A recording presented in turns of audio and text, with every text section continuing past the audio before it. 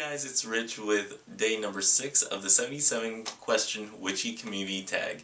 I'm laughing because I have messed up this intro like 10 times. It's just kind of funny.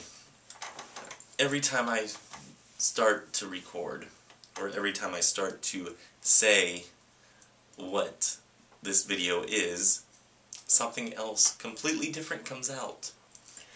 Anyway, in this video we're going through questions number 56 through 66. If you have not partaken in any of the questions yet, please do so. You are tagged. You can do this in written form, you can do it in a video, you can do it just by commenting on one or two questions that were asked. I'd love to get to know some of your answers out there, some of you out there who may watch this and not comment. So yeah, interact. Let's get conversing here. Anyway, question number 56. What fictional witch book / screen inspired you the most? There are a few. One book in particular, or series of books, you can probably imagine, would be Harry Potter. Harry Potter opened up a world to not only me, but many of others. I was in junior high when I started reading it. Still very much a Christian, but I had that little conflicting, hey, fantasy life, reality, fun, and reality. It gave me a chance to explore the witchy community in a completely fantasy realm, even though some of it is held in truth. I'd love to actually do a study of all the things in Harry Potter that were actually legit witchy, because there are some legit witchy things in there. However, moving on from that, a TV series that has inspired me from my past is Charmed. I loved watching Charmed. The battle between good and evil was not lost in that series, and it had a witchiness to it. Some of it, again, based in truth, but a lot of it, again, in fantasy, but having it based in reality as well was absolutely, I don't want to say mind-blowing, because it wasn't really mind-blowing, but it was comforting knowing that you can be part of reality and be witchy at the same time. Another one would be Buffy the Vampire Slayer. You had Willow, who was she was an absolute delight. I can't speak enough of how much I absolutely loved Willow in that series. And Giles, he was another witchy character that in that series was the level head for most of the series. He lost his cool here and there, but for most of the series he was pretty level-headed. He had that witchy aspect to him, but he also had the aspect of not everything has to have magic involved. So I very much enjoyed Buffy the Vampire Slayer, the wrestlings between good and evil, along with the witchy undertones. Absolutely an inspiring series. So all three of those would be inspirations of mine to explore my witchy life in its own right, in its own way. Number 57. With your first spell, were you alone or in a coven? I was very much alone, at least in the physical sense. My first spell, even though I cannot remember what my first spell was, I was not covened, nor have I ever technically been covened, other than being on an online coven. But I was also not alone. I had my ancestors there. I had the guardians, the spirits watching over me, angels watching over me.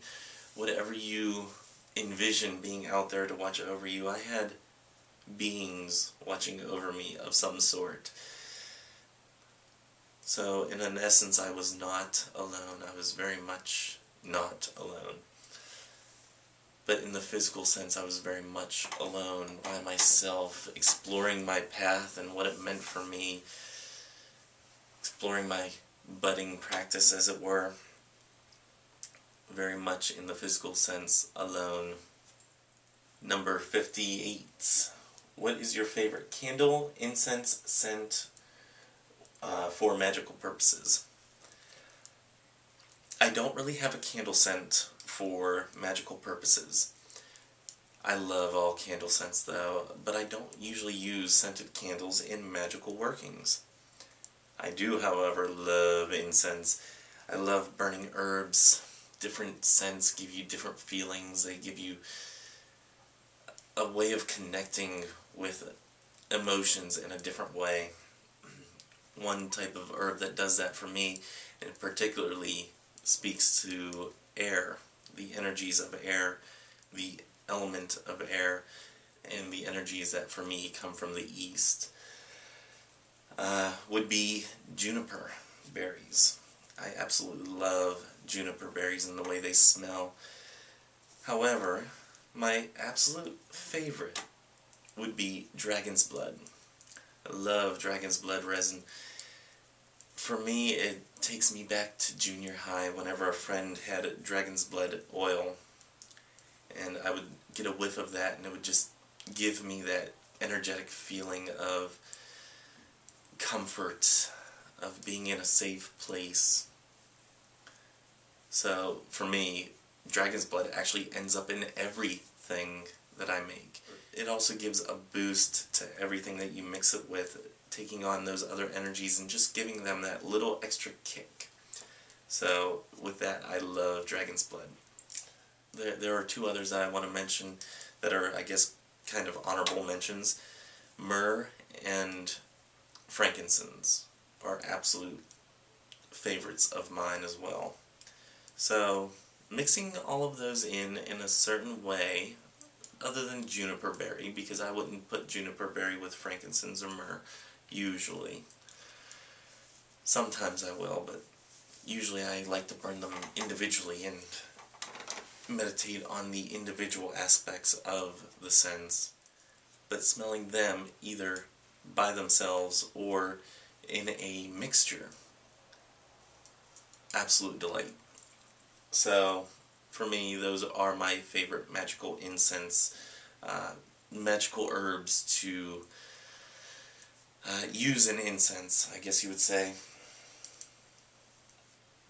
Number 59, where is your favorite place to go to reconnect with nature?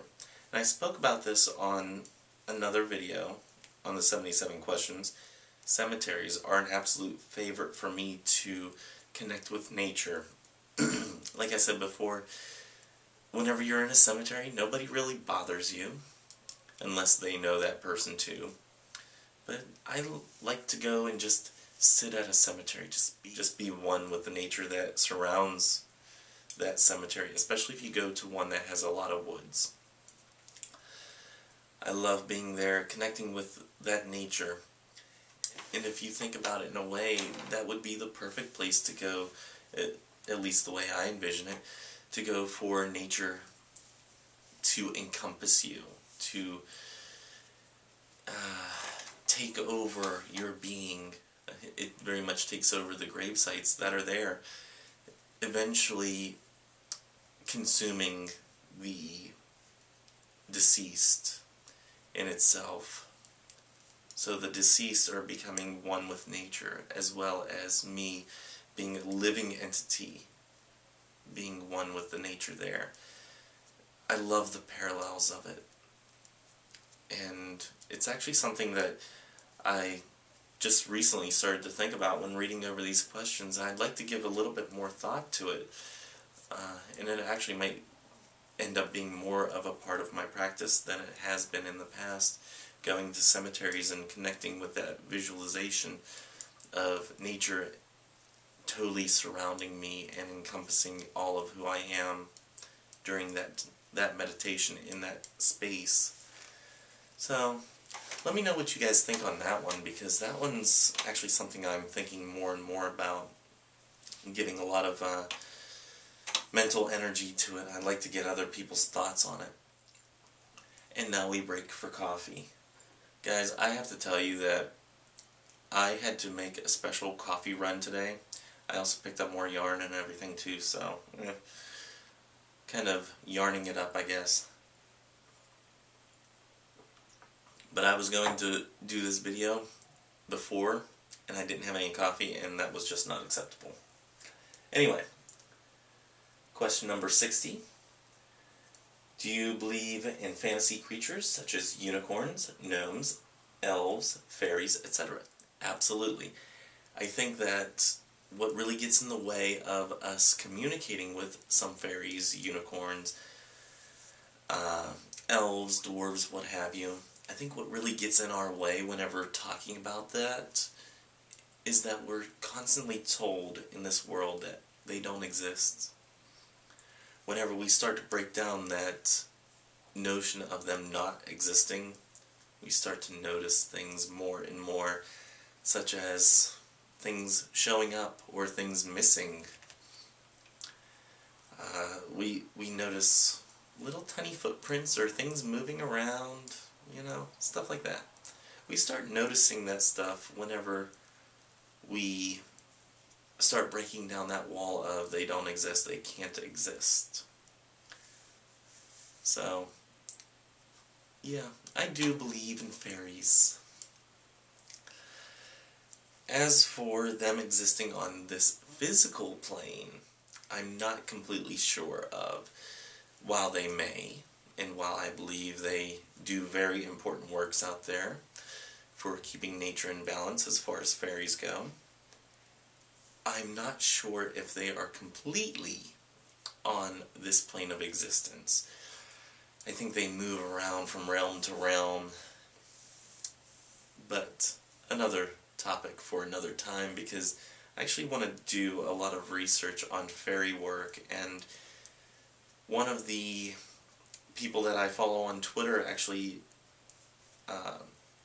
just became a fairy reader, I do believe, and I think I have that right. I probably have it wrong, but I really want to converse with her on fairies and connecting with fairies more and stuff like that. So I actually want to converse with her before speaking more on fairies than what I am in this video.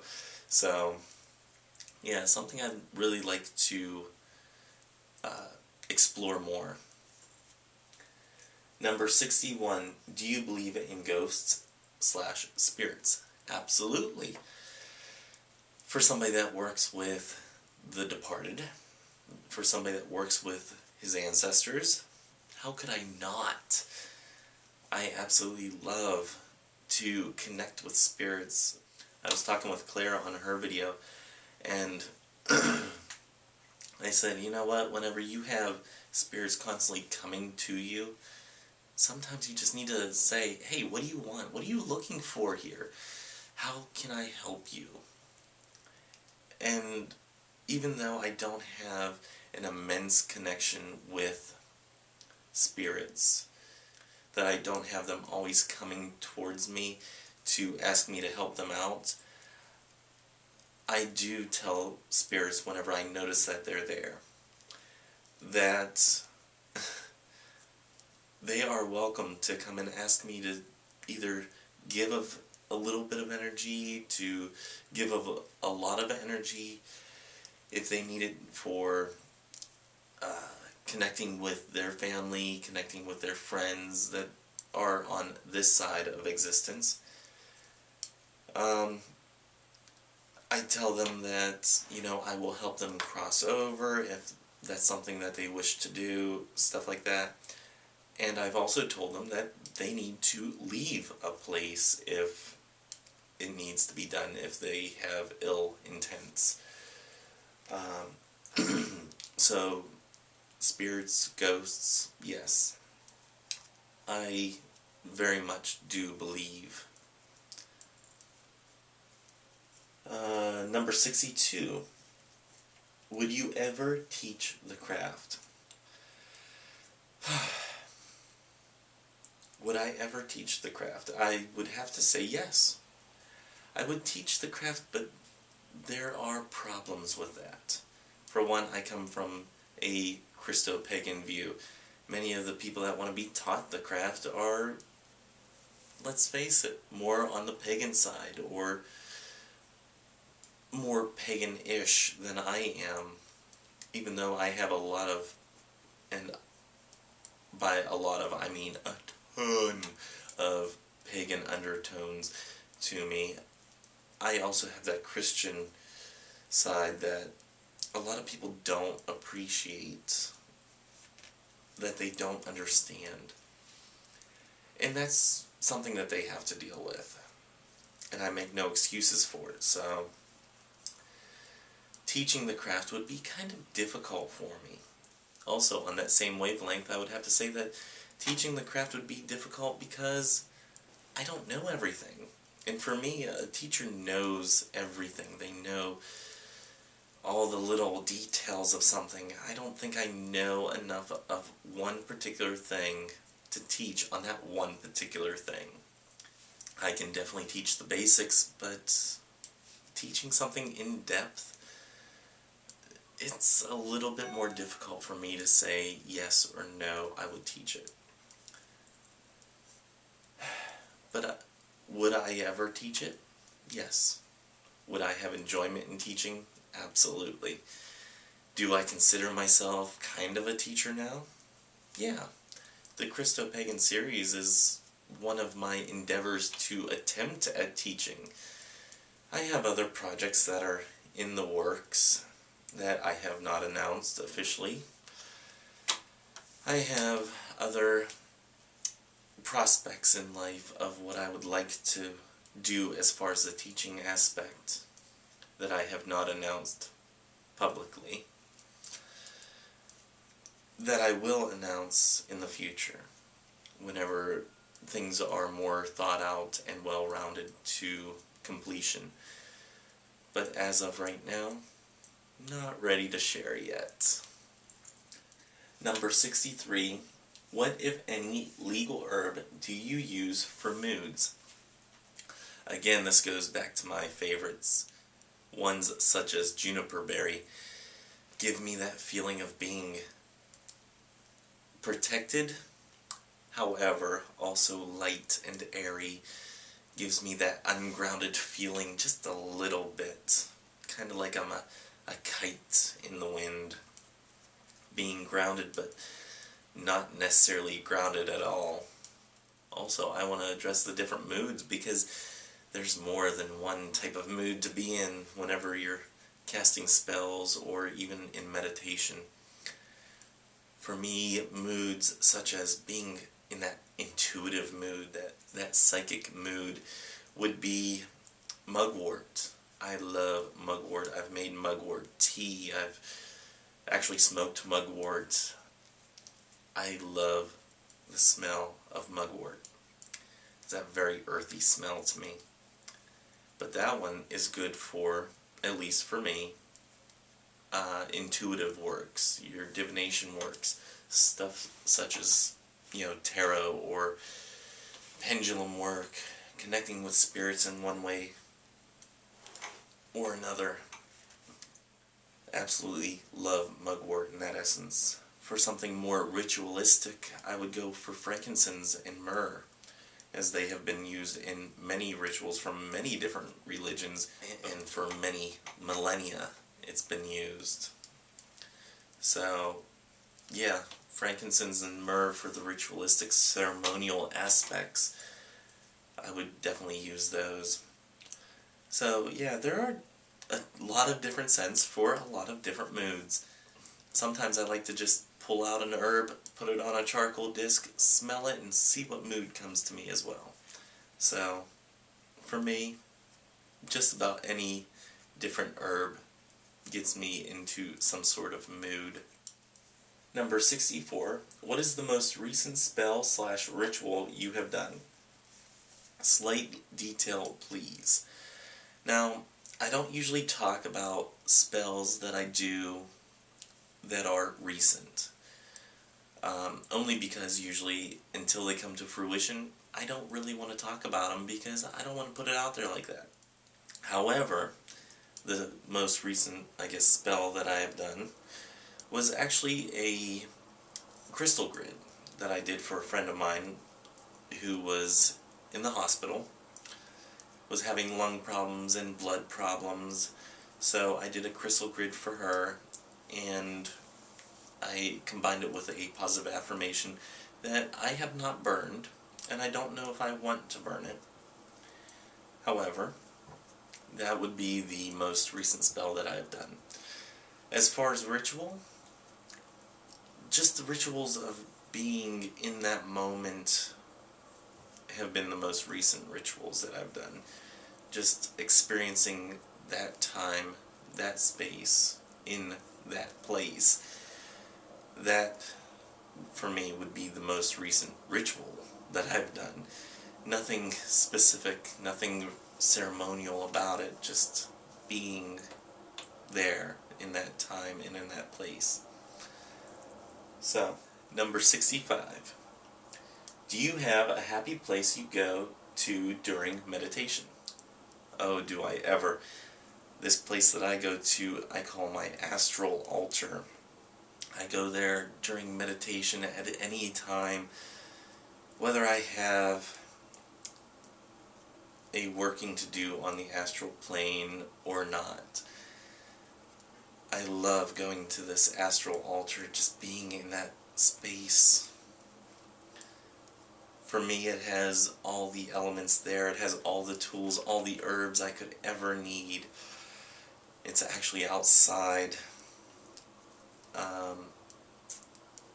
It's very nature-based. It's the start of spring, but not hot enough that you need any coverings. But if you have coverings on, that you're not sweating. It's cold enough and it's hot enough. It's that perfect temperature and in that perfect space. No bugs are hurting you or eating off of you. It is definitely, for me, the perfect place to be, especially for doing ritual. And I have done little rituals and I have done full-blown rituals in that astral space, that astral altar of mine. So for me, that would be my happy place. The place where there's pure joy, pure bliss. Nobody is there to judge you. Everybody is there to help you. Spirit animals come and go as they please. They come to visit, even for a split second, and then leave. Absolute bliss. Question number 66. Question number 66. What is your favorite witchy book? I know I'm going to get probably a little bit of flack for this, but my favorite witchy book, even though it's a beginner book, would have to be Solitary Witch by Silver Ravenwolf. And the reason behind it is that it is a wonderful quick reference book. And yes, there are plenty of others out there that are in-depth studies into one aspect or another, but I love Solitary Witch for the way that Silver Ravenwolf has been able to just give a little tasting of everything. It's kind of like going to a buffet. For that book, it's kind of like going to a buffet in the sense that you can go up there, you can pick a little bit of this, a little bit of that, get a nice little tasting of everything, and then use that also as a springboard to find a book that delves a little deeper on the subject. It's almost like an encyclopedia of sorts.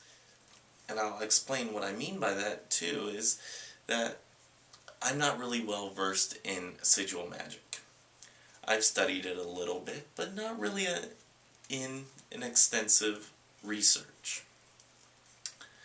So for me, I would go to Solitary Witch, especially if I needed to have a small refresher on what sigils are, how to use them, how to empower them, so on and so forth. But I would go to Solitary Witch and I would look up sigil magic. It would take me to the page that I wanted to be at that discussed sigil magic. I read the little blurb that's in there, or the page or 2 pages, however many are dedicated to sigil magic, I can't remember offhand. And then I go to the back of the book where there's a bibliography page, and I'll use that as a springboard to take me to a reference that talks entirely of sigil magic. So if I want to do an in-depth study, I can find it. But also if I just wanted to just get my whistle wet just a little bit, then I can also do that just by reading the little blurb in there. So for me, Solitary Witch would be my favorite witchy book because of the way that it references other witchy books that go into deeper detail. And I would even go as far as to say that either if Silver Ravenwolf or Judica Ilias, that wrote the 5,000 Spells Encyclopedia, and even though I'm on a book buying freeze, I did break down and buy 2 books that I will share in a different video, that she's come out with another one that is the Saints and Sages. I have it behind me and I'm just not going to turn around to grab it because I'm going to do a full book report on it, or book review on it. She's written some fantastic encyclopedia type work that if Silver Ravenwolf and or Judica Ilias were to take that information and expand on it to even more subjects, that would be my new favorite book. Like, seriously. So yeah, that would be my favorite witchy book, until another one comes out that's expanded upon even more. So yeah, that would be it. So that wraps up the 6th video in the 7 video series of the 77 question witchy community tag. If you are not subscribed to me, go ahead and click right above me on the subscribe button. If you have not been to Christo-Paganism.com, go ahead and click right over here. You can find the 77 questions for the 77 question witchy community tag in their entirety by going there. Also, go ahead and put little things in the comments there. I don't get many comments on my blog posts, so if you are moved to comment on something, go ahead and do it there. Or you can always do it here on YouTube. If you would like to stalk me on Twitter, go ahead and click right over here. That will take you to my Twitter feed. You click follow and you're following me then. Whenever you follow me on Twitter, you get inspirational quotes. You learn a little bit about my daily life and things that are either ticking me off or inspiring me. You also get notified of any new blog posts that come out, any new videos that come out, just about anything that's going on in my daily life. So go ahead and follow me on Twitter if that's something that you would like to do. Until next time, may you have love, hugs, and ladybugs. Bye-bye.